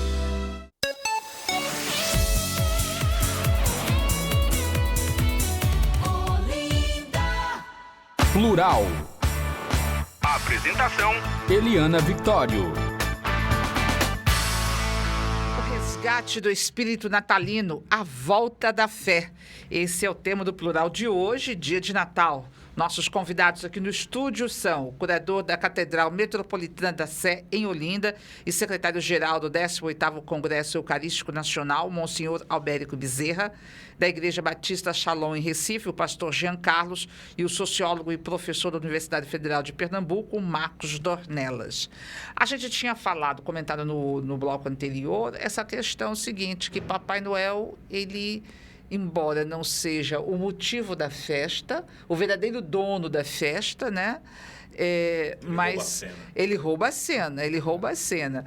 E aí, muitas pessoas, quando vão agradecer ao Papai Noel, que o senhor possa trazer, Papai Noel possa lhe dar muita paz, muito amor, né? Coisas que, de fato, ele não pode dar, né? E aí, a sociologia? Eu queria só fazer um pequeno comentário sobre a questão do Dom Helder, né, e os deslocamentos dele na cidade. Alguns anos atrás eu vi uma fala de um antropólogo carioca, que ele disse que fez uma pesquisa de 4 anos no centro do Rio sobre o problema da prostituição, né? Era a tese dele. Até que, já passado 2 anos da pesquisa de campo, naquele momento que vai se entrevistar as pessoas, entrevistou 40 pessoas, 50. E aí ele toma um táxi no centro do Rio e tinha um engarrafamento, ele passou lá, infelizmente, mais de meia hora preso no trânsito, mas felizmente conversando com o taxista. E aí foi que ele descobriu que bastava ter entrevistado o taxista. Ele já sabia de tudo, de todas as rotas, de como a cidade funcionava, o taxista já sabia. Então, talvez Dom Helder, na sua sabedoria, né, gostava desse tipo de meio de transporte, porque conversa-se com as pessoas, né? Você tem acesso às informações privilegiadas mesmo, né? O taxista sabe de tudo. E hoje em dia, né, o pessoal do Uber, né, do 99, enfim, dos aplicativos de maneira geral, eles sabem de tudo. Então, são pessoas que a gente conversa, tem acesso, entende como a cidade funciona, e isso é fantástico. Mas então, sobre a questão do nosso bom velhinho, né? No caso, o Papai Noel. Ele é a figura central justamente por um aspecto midiático, por um aspecto mercadológico. Mas é uma luta, né? Uma luta que a gente tem que travar diariamente. Por quê? E aí eu vou entrar, me permitam, né? Eu não sou... Meu papel aqui é como sociólogo, mas tem uma coisa que me chama muita atenção dentro do Evangelho, é a questão do conhecereis a verdade. Porque, de alguma maneira, não é algo que... Eu sempre penso nessa metáfora, né? Jesus, ele não vai tomar a sua cabeça, né? E lhe colocar, digamos assim, entre aspas, o espírito natalino verdadeiro dentro da sua consciência. É preciso estar com a porta aberta para recebê-lo, né? Então, o conhecer implica também uma esfera da ação do indivíduo. E essa esfera da ação do indivíduo está presente, inclusive, naquela questão do Estado, né? Como eu colocava. Evidentemente, é preciso, né? E aí eu retomo aquela fala, que o Estado resolva a questão da pobreza e de tantos outros problemas que a gente tem socialmente falando. Entretanto, a perspectiva de como se constrói o Estado, né? Tem um livro do José Murilo de Carvalho que ele fala da revolta da vacina. E eu pensava, quando estudei isso ainda no ensino médio, eu pensava, poxa, como é que as pessoas lá em 1914 não queriam tomar a vacina? Que loucura, isso certamente não vai acontecer mais. Bem, estamos em 2021 e vocês sabem o que aconteceu. Não preciso dizer, né, contextualizar esses últimos anos. Mas aí o José Murilo de Carvalho, ele conta que, no final já do livro, o nome do livro é Os Bestializados, ele diz que a população do Rio de Janeiro, logo depois, né, de todos esses problemas da vacina, assistiu bestializado o Estado, né? A gente tem de colocar isso entre aspas, passando, né? Por quê? Porque quando se proclamou a República, ninguém sabia o que estava acontecendo. O que é a República? O que é termos agora um presidente? Tínhamos um imperador e agora temos um presidente. O que é que muda nas nossas vidas? Por quê? E aí eu vou pegar, né, aquele gancho do conhecereis a verdade.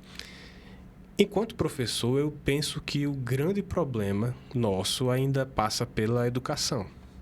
E não só a educação que se faz na universidade, na escola, mas aquela da igreja, aquela da família. Existe um problema ali de dificuldade de debater, de acessar valores, de fazer com que a gente tenha um processo educativo que traga para as pessoas justamente o conhecer.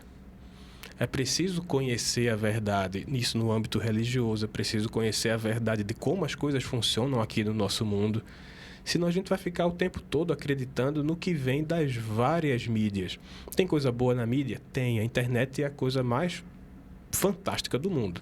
Só perde para o rádio, né? Que vai noticiar quando a internet acabar um dia. Então, a internet dá acesso a tudo o que é possível. O problema é, como que eu vou fazer para acessar? Né? Quais são os valores que estão ali implícitos? Eu posso certamente procurar somente os valores ligados a esse aspecto mais mercadológico, né? E que, infelizmente, o Papai Noel também foi capturado, né?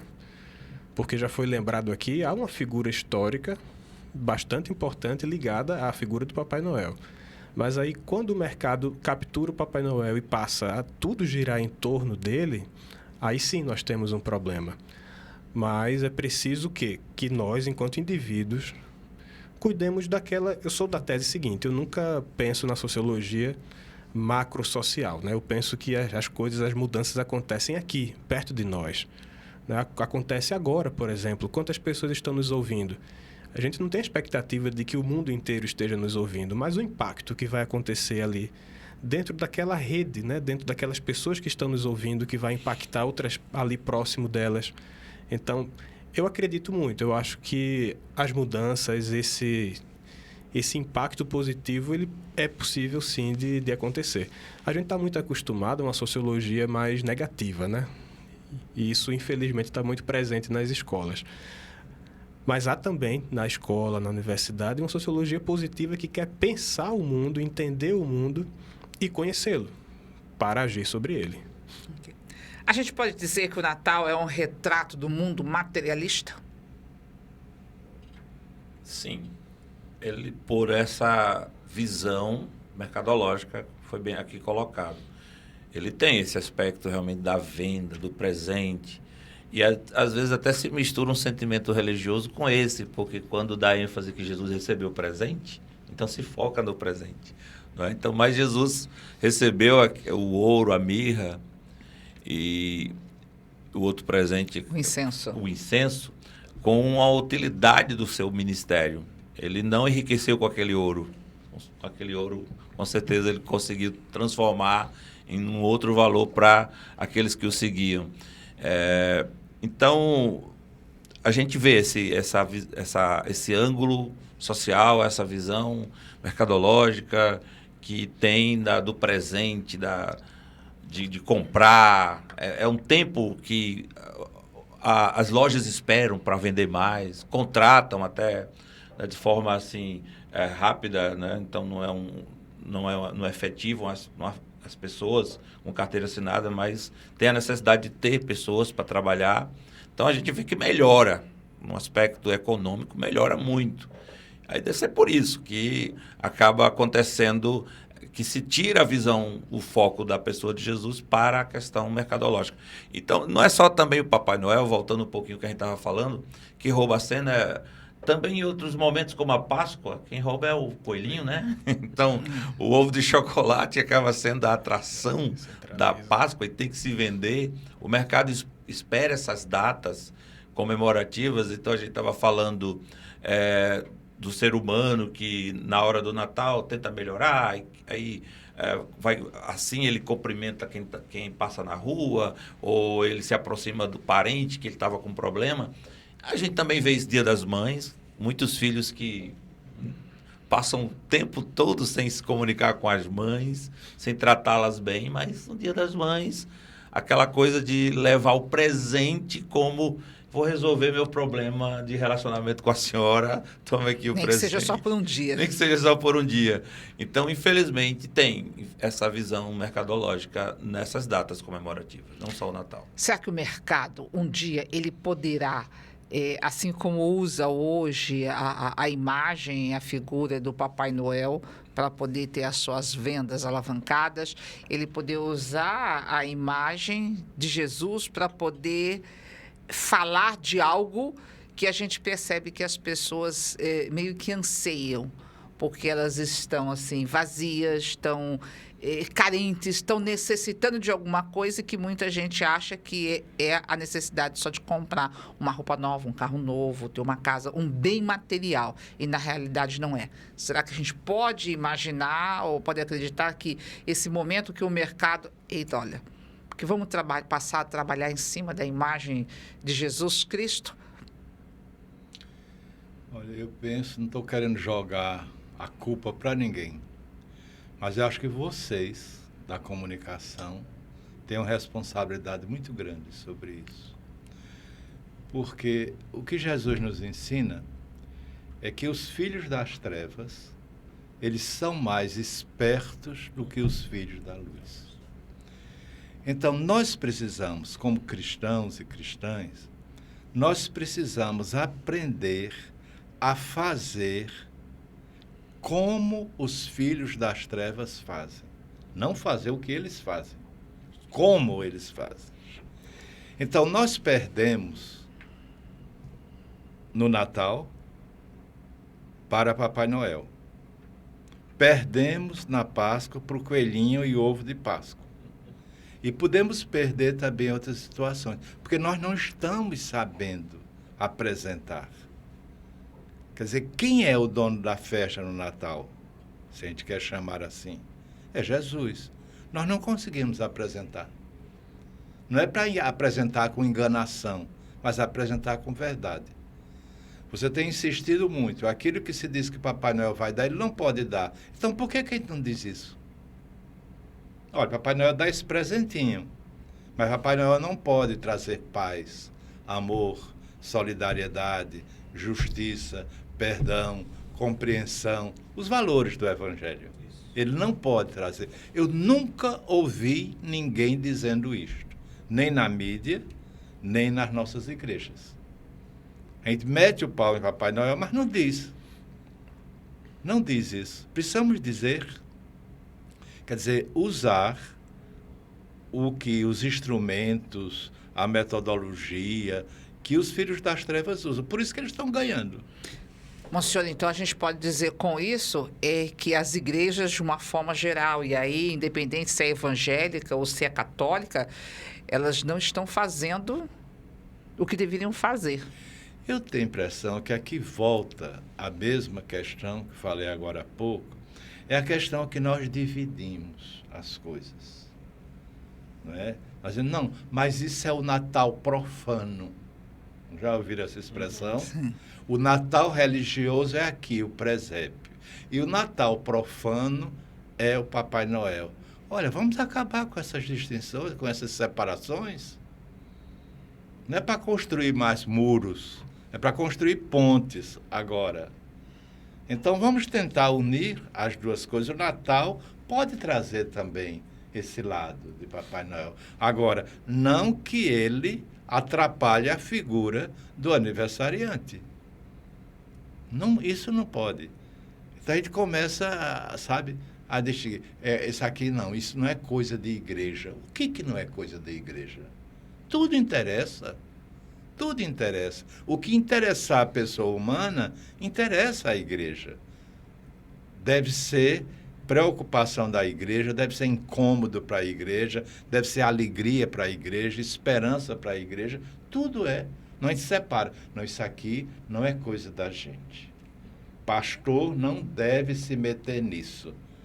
Por exemplo, se falar em política, meu Deus do céu. Não, pastor não pode se meter em política. Claro, partido sim, porque partido é parte.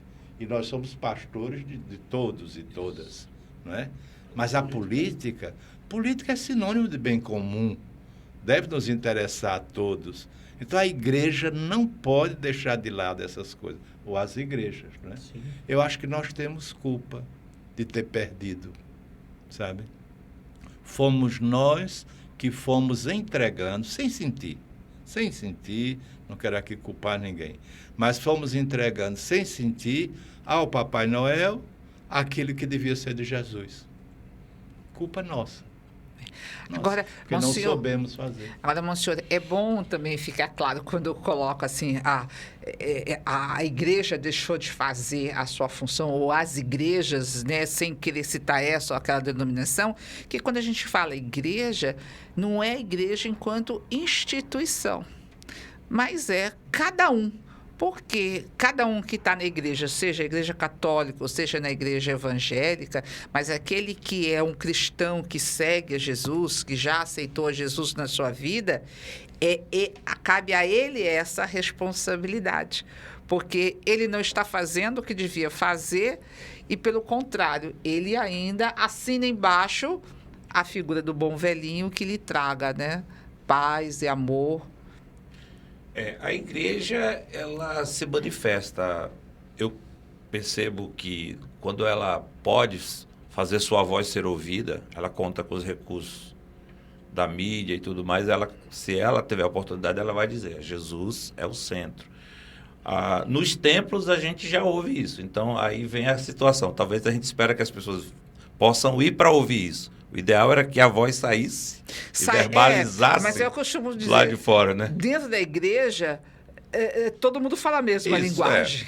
Falta ela a reverberar. questão é você falar lá fora e você poder dizer lá fora. Peraí, ó, gente, o dono da festa não é o Papai Noel. Ele até pode existir, você até pode dar os presentes, mas o dono da festa e o objetivo dessa festa é outro.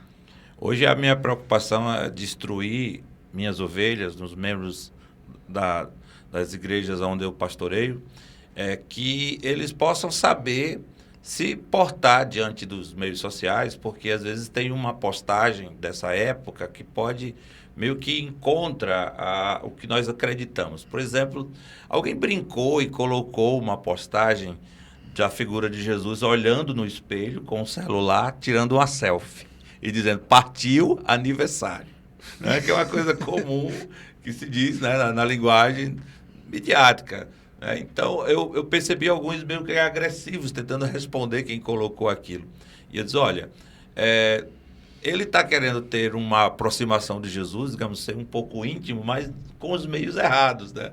Da forma, porque não se chegou até Jesus para conversar com ele como amigo e dizer, mas já vai tendo uma certa liberdade, né, de brincar com Jesus sem ter essa intimidade. A gente precisa ter muito cuidado para não ofender quem comenta ali, quem está brincando, e tentar dizer para ele, olha, realmente é muito bom a gente ter essa intimidade com Jesus. Até de falar que ele tirou uma selfie e foi comemorar o aniversário. Mas desde que você realmente vá até ele e ali converse como um amigo e diga o que você acredita que ele pode fazer na sua vida e realmente deixar sua vida nas mãos dele para ele cuidar. Aí a intimidade vem consequente dessa entrega, desse crer e agora ter uma vida com Jesus.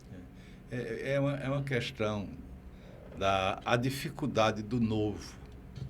Nós, como igreja, sobretudo as mais antigas, nós temos um peso imenso da tradição. Então, nós temos dificuldade de aceitar o novo. Aqui só um exemplo. Numa determinada paróquia, né, na hora da missa, o padre viu um jovem, ele estava fazendo a homilia, o sermão dele, né? E viu um jovem mexendo no celular. O padre foi se irritando, até perdeu, né?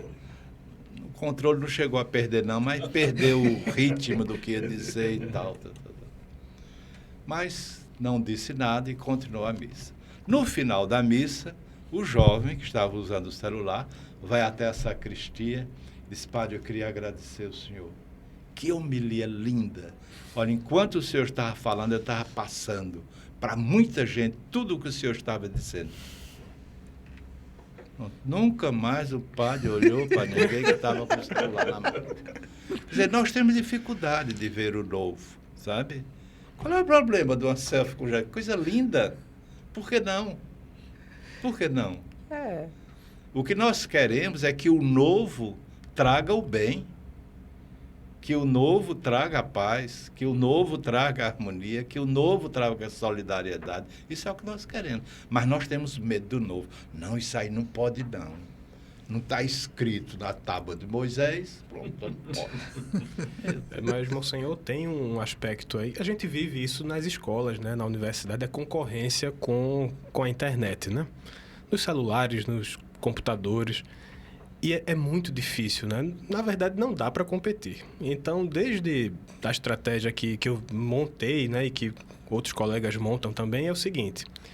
Tá lá com o celular, vai justamente fazer uma pesquisa, pede para usar aquilo ali para gravar a aula e distribuir depois com os colegas que não puderam aparecer, que não puderam estar aqui junto conosco. Mas, realmente, a resistência é muito grande, justamente porque a gente pensa que as instituições têm papel fixo. A gente acha que a escola tem que fazer determinada coisa, né, e que somente deve fazer aquilo.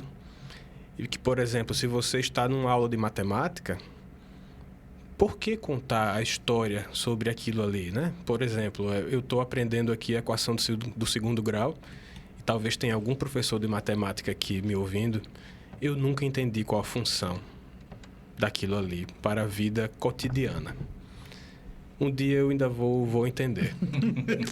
Mas talvez trazer o contexto daquilo, porque todas as respostas religiosas e científicas, né, elas respondem a um problema humano. Então, alguém criou aquela equação para resolver um problema, certamente. Mas a forma como é colocado para nós não dá esse caráter, né? Simplesmente aprenda, você vai decorar isto, aquilo ali e vai resolver o seu problema no Enem, né? Mas não o problema prático, cujo aquilo ali dava vida, né, para aquela questão da equação. Então, o papel, para quem está ali dando aquela aula tradicional, é fixo. Mas não é mais assim, né? O mundo está mudando para o bem e para o mal, né? Como eu falava, as mídias estão aí e se a gente, eu não digo adaptá-las, mas adaptá-las a nós. É possível, é preciso, é necessário até fazer com que elas trabalhem a nosso favor. para que haja esse, a gente chama, né, na sociologia, de um espraiamento de certas coisas, né? Como a gente quer atingir, quem a gente quer atingir, qual é o público, porque senão a gente vai ficar o tempo todo dizendo, não, mas isso aqui não devia ser ensinado na escola, o Estado não deve legislar sobre isso, a família ela também não deve fazer tal e qual coisa, porque o mundo evidentemente mudou muito, gente. E para trazer uma questão histórica de grande monta, quando acontece na Europa a Revolução Industrial, nós estamos aí com 200, 300 anos dessa Revolução Industrial, veja o quanto o mundo mudou, o clima mudou, nossas relações sociais mudaram, como era a família lá em 1700, 1800 e como é a família hoje. A gente está sabendo de fato lidar com todas essas mudanças. Quando a gente fala aqui do mercado, eu já falei algumas vezes, não quero com isso dizer que não deva haver comércio, não deva haver... Né? Sempre houve. Não é? O comércio não é uma invenção do capitalismo, não é uma revolução aliás, não é uma invenção da Revolução Industrial. Sempre houve troca. Se você tem um excedente, você quer trocar aquele excedente. Isso existe desde a pré-história, né? É evidente. A questão está no desequilíbrio. Né? O grande problema, eu acho que está aí no desequilíbrio. E é possível, sim. Tem uma história, só alongar um pouquinho a fala, tem uma história budista de uma pessoa que atingiu a iluminação e não queria trabalhar mais. Diz, não, agora eu atingi a iluminação. Como é que eu vou lidar com as questões do meu escritório agora? Eu não posso sair deste lugar que eu conquistei. Quando tem que ser justamente o contrário, né? Se você atingiu aquela, no caso do budismo, né, essa verdade, essa iluminação, é preciso que isso, eu vou usar uma expressão mais, talvez hoje ruim, né? Que é contamine, né? Mas seria espraiar, né? Espraiar aquilo ali, aquela boa nova, para todos os espaços da sua vida, sem haver separação entre o religioso e o profano, para que tudo que esteja no religioso vá também até o profano. Tem um preceito judaico, né?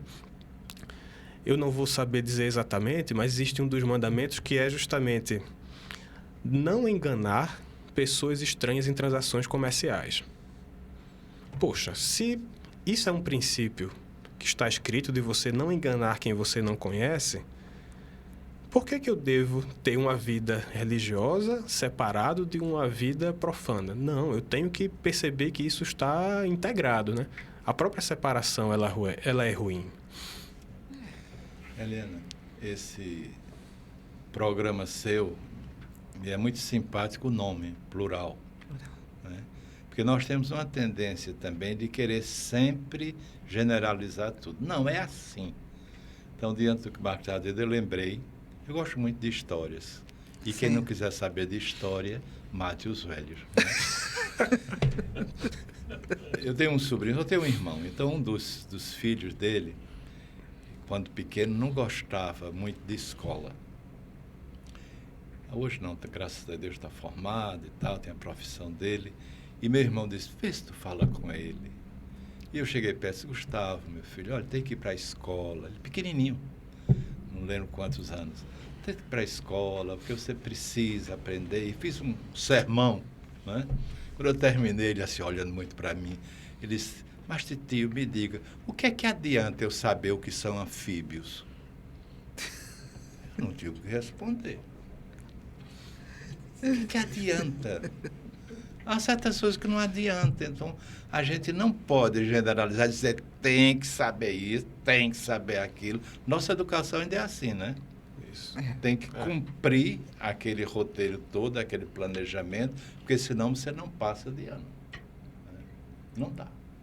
Eu acho que a coisa é muito mais plural. Nós ainda estamos na época do singular.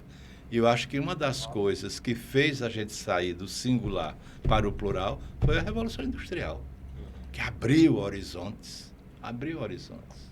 Ok. Gente, nós estamos chegando ao final do nosso programa, ainda falta, nós temos aí uns 10 minutinhos, mas eu gostaria vou fazer uma última pergunta para vocês e nas respostas dentro desse tempo aí vocês se dividem, já colocar a mensagem de vocês desse Natal. Mas é o seguinte, o que mais chama a atenção de vocês nesta época do ano? Né?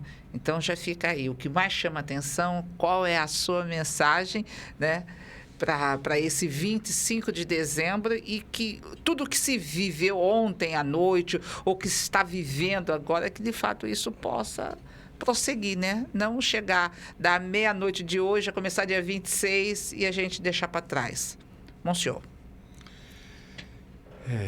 Então, em primeiro lugar, eu queria agradecer o convite, né? Agradecer aos que estão com paciência nos ouvindo ou nos assistindo e dizer que de todo o coração eu desejo a todos, e vou usar a expressão mais comum deste dia, um Feliz Natal. Mas esse feliz que sai do meu coração é um abençoado Natal. Nós precisamos muito das bênçãos de Deus, não só hoje, mas sempre, sempre. Porque bênção é graça, né? E quem não tem a graça de Deus é um desgraçado.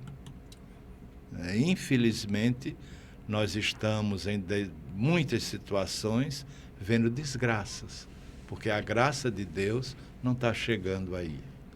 Então, o Natal deve ser para nós, e é o que eu desejo, essa graça de Deus, né?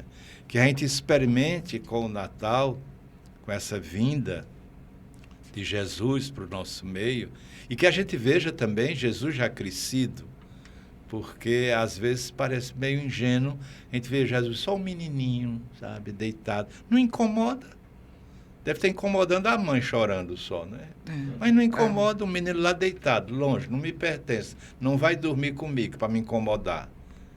Então, acho que a gente pensa em Jesus como uma pessoa que faz parte agora, ou deve fazer parte da nossa vida. E que eu tive esse encontro com ele, e que esse encontro com ele deve modificar a minha vida. E deve modificar para que eu possa ser portador daquilo que ele trouxe. Não é por acaso que chamam a gente de cristão. Quer dizer, cristão é ser outro Cristo, é uma responsabilidade muito grande. Então, que este Natal nos ajude a todos a sermos realmente cristãos e cristãs.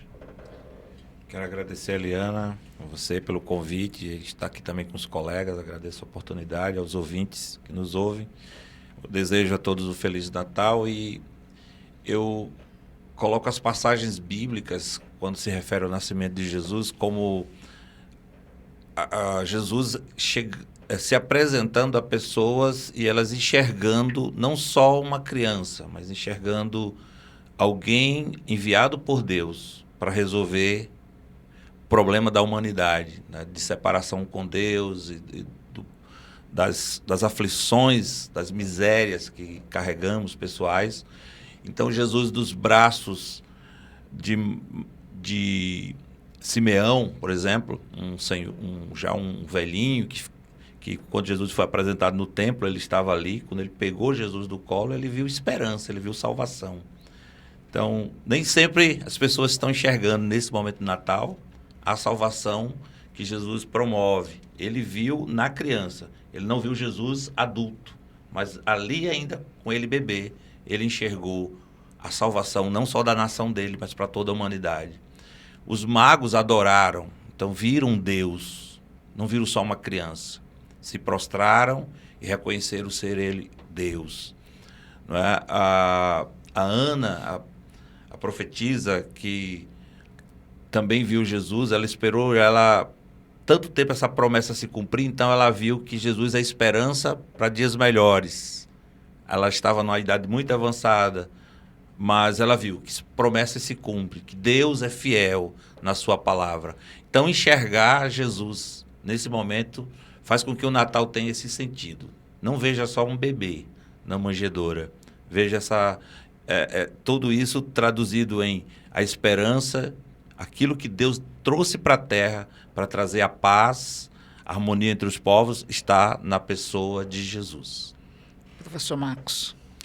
Eliana, eu queria agradecer a oportunidade e essa boa conversa que a gente teve aqui. Foi muito agradável, muito produtivo, né? E também eu penso que atinge muita gente, isso é muito importante. Eu queria retomar a minha primeira fala, eu queria deixar uma mensagem naquele sentido da distinção entre o esperar, a expectativa e o que a gente tem como uma perspectiva. Por quê? Porque estamos aqui e o dia seguinte, né, o 25 é, na verdade, o Natal. A gente tem essa tradição, né, de comemorar no 24 e às vezes o 25 fica somente como um dia de descanso, né? Mas antes do descanso, né, eu queria propor, estamos aqui cedo, eu queria propor justamente uma reflexão nesse sentido da perspectiva. E aí retomo a questão da pandemia. É talvez o primeiro Natal onde estamos tendo um problema muito bom. Existem bons problemas. Estamos discutindo se é possível ter a festa do Réveillon, estamos discutindo se é possível haver carnaval. Ano passado não era possível discutir isso. Veja que problema maravilhoso que nós temos na mão, né? Agora é possível ter esse problema para discutir. Então, a gente tem aí uma perspectiva positiva para 2022 e que ele venha renovado, que nós sejamos humildes, né, nas nossas promessas, né, de ano novo, que a gente sempre faz, né, do Natal para o ano novo. As pessoas querem perder 20 quilos, as pessoas querem ganhar massa magra, as pessoas querem fazer uma nova faculdade, enfim. Então, que a gente tenha promessas cumpríveis e que a gente tenha essa percepção de que o mundo está, ainda que passando por um problema muito grave, mas a sensação de que as coisas estão melhorando. É importante frisar nisso. E talvez esse seja o espírito natalino que deva continuar, né? Que deva assumir parte da nossa vida, essa perspectiva positiva. Ok, gente. Olha, com o apoio técnico de Felipe Rafael e a participação nas mídias sociais de Marília Oliveira e na produção Vitor Arruda, o programa deste sábado, 25 de dezembro, está terminando. O dia vai acabar, mas a gente espera que o objetivo dele continue aí e emende com o próximo 25 de dezembro de 2022. O Plural vai ao ar todos os sábados, das 7 às 9 horas da manhã, aqui na sua Rádio Olinda. Você pode nos escutar pela frequência FM 105,3, pelo seu aplicativo de rádio preferido ou ainda nos assistir em nosso canal no YouTube. O programa ficará disponível já já. Gente, um Feliz Natal, aproveitem este dia em família, não só um 25 de dezembro para descansar depois da comilança, mas vamos refletir no que isso significa para as nossas vidas. Até o próximo sábado.